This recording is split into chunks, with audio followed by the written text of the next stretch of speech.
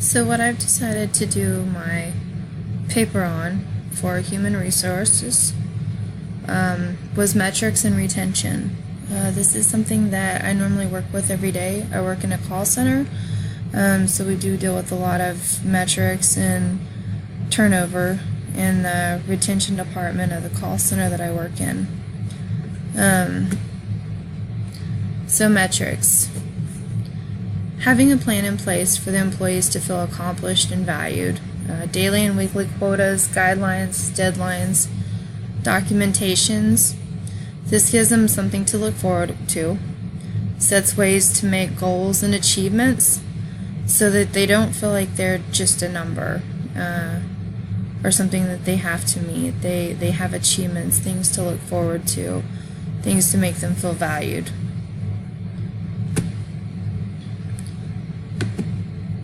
The next one is, if you have a good metric set up, then the retention comes easy.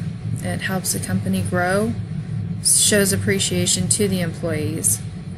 So it's very impactful, collective.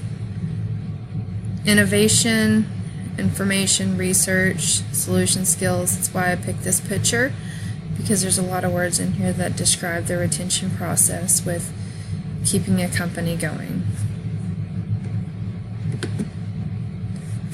So turnover. There's little success where there is little laughter. Leaving a company, this can be leaving a company for many reasons. Finding the reasons why employees want to leave a company. First, I would look into attendance. Why are my employees not coming into work? What kind of attendance policy is set into place? Is it easy to follow? Is it easy to understand? Is it something that employees can follow? Then the second thing that I would look into that can go hand in hand with attendance would be leadership. Are employees not coming in because of leadership? Do they not get along with their supervisors, managers? Could this be one of the reasons? Could it be something that's going on at home? Or is it just that they're not getting along with their leadership? Everybody talks about building a relationship with your customers. I think you build one with your employees first. This would be from Angela Hendricks, Senior Vice President at Apple. I think that is a very good statement. It makes a lot of sense. Second would be money and benefits. One thing that an HR manager would definitely want to keep a look out for, once they've looked into attendance and leaderships and they still find that their employees are leaving, is what are competitors in the area paying? Like, for instance, with me with the call center working there, I would want to look at competitors in the area to see what their starting rate is, to see what their bonuses are, what they offer for medical, for leave, their attendance policies, just to see, if there's any way that we could improve our benefits, our leadership, and attendance, and what they're getting paid.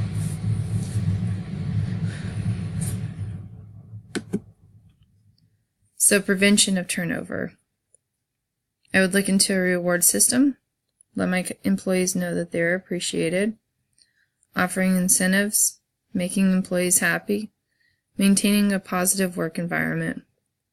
So HR managers would want to definitely look into, making their employees feel valued, offering different things, games to make it fun, rewards to build morale for them to want to come in, maybe a reward system about having great attendance throughout the year.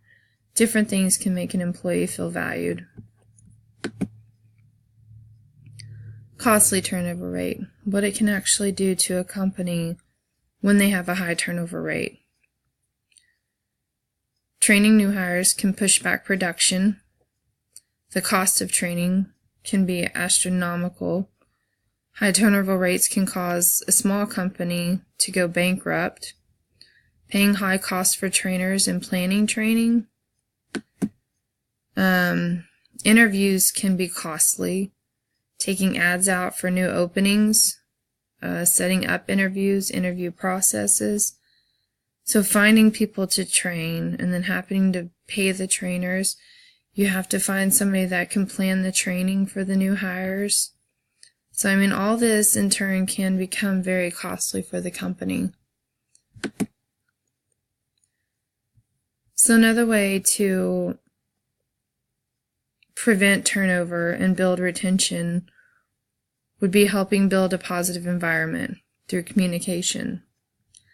Great communication can make a big difference in a company. It can reduce turnover, build morale, offer more incentives to all employees, and build better leadership. So being able to communicate with your leadership staff and explaining why it is so important to be a good leader, to lead by example, and why we want to try to prevent turnover rates. What a costly disadvantage it can be. Training the agents that are already there, if they're struggling with something, doing a training, even helping them move up in the company. That would help as well. So that would build morale. That would be the biggest thing, is you would want to build your current employees up. Now, I know that, employees would leave for different reasons, if they retired, and that would be the way that you would want your employees to leave. If they retired or their spouse got offered another job, but not because they're unhappy with where they work. I know that everybody's not going to be happy with where they work, but making it enjoyable to come to work is definitely a positive statement, and it's going to keep more employees.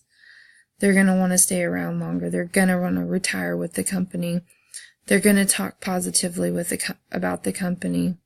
So when there are openings, they can share it with friends and family and be part of a great growing company. With being able to keep long-term employees, this is going to help build on the company itself. It's going to help it grow because they're not going to have to spend as much money on training. They can spend it on improving the products. So all these things can definitely help a company with the metrics and retaining its employees.